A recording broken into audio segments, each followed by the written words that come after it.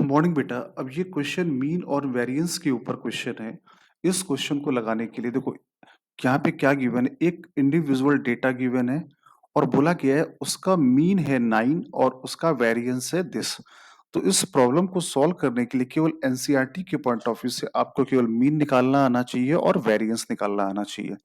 तो अगर हम बात करें तो मीन का फॉर्मूला सबको आता होगा। मीन का फॉर्मूला होता है sigma x i upon n और वेरिएंस का फॉर्मूला होता है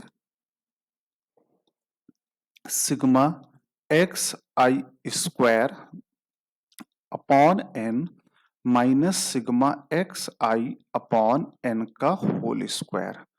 या इसको हम सिंपल तरीके से अगर हम याद करवाएं तो ये बोलेंगे ऑब्जर्वेशन के स्क्वायर का मीन माइनस ऑब्जर्वेशन के मीन का होल स्क्वायर। मतलब फॉर्मूला ऑब्जर्वेशन के होल स्क्वायर का मीन और ऑब्जर्वेशन के मीन का होल स्क्वायर, ये फॉर्मूला हमको याद होना चाहिए।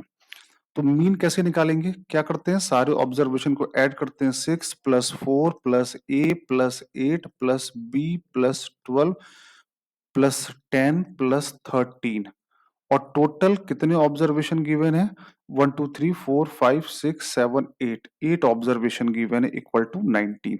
अब सबको जोड़ दो, 6 4 10 18 18 12 30 30 और 10 40 40 और 13 40 और 13 53।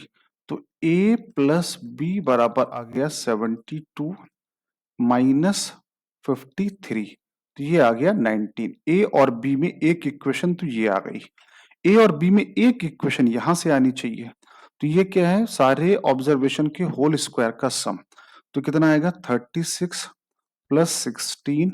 अभी मैं इसको लिख रहा हूं बेटा, इस चीज को, plus a square plus 64 plus B square plus 144 plus 100 plus 169 divided by 8। Correct है। माइनस ऑब्जर्वेशन के मीन। तो मीन तो हमको क्वेश्चन में पहले ही गिवन है 9 है, तो यहाँ पे हो जाएगा 9 का होल स्क्वायर।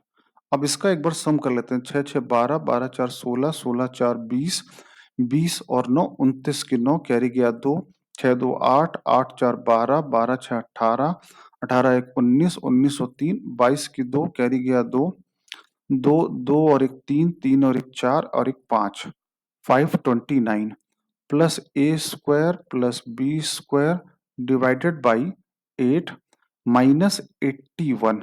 ये बराबर क्वेश्चन में गिवन है 9.25। आई होप क्लियर है यहाँ तक मैंने कैसे निकाला। अब यहां पर अगर हम देखें तो अब इसको सिंप्लीफाई करते हैं तो ये आएगा,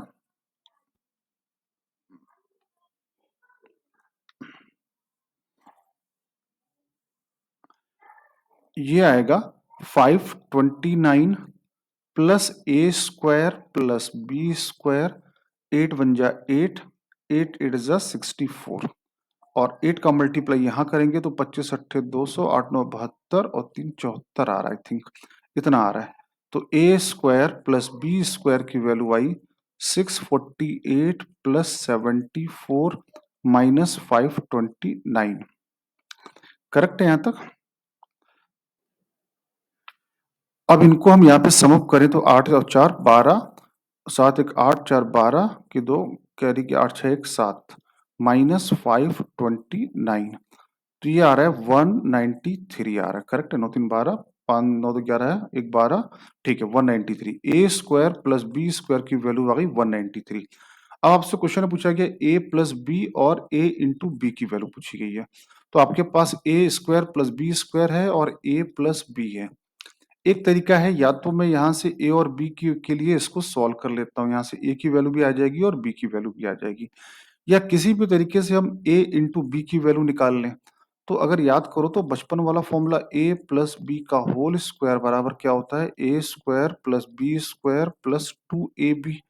ए प्लस बी का होल स्क्वायर तो 19 का whole square, A square plus B square कितना दिया है 193 प्लस 2ab वो 19 का होल स्क्वायर कितना होता है 361 माइनस 193 बराबर 2ab। 11 में 3 गया 8, यहाँ बचा 5, 5 15 में 9 गया 6, यहाँ 2 में 1 168 बराबर कितना आया 2ab। तो ab की वैल्यू आ गई यहाँ से 84। अब ये उठा के यहाँ पे डाल दो a plus b plus a into b. तो a प्लस बी की वैल्यू आई है 19 और a इंटू बी की वैल्यू आई है 84। तो 9 4 13, 8 और एक 9 103। करेक्ट है यहाँ तक। तो आई होप सबको यहाँ तक समझ में आ गया होगा। सिंपल क्वेश्चन एनसीईआरटी अगर आपको आती है तो ये सवाल आपसे बन जाना चाहिए।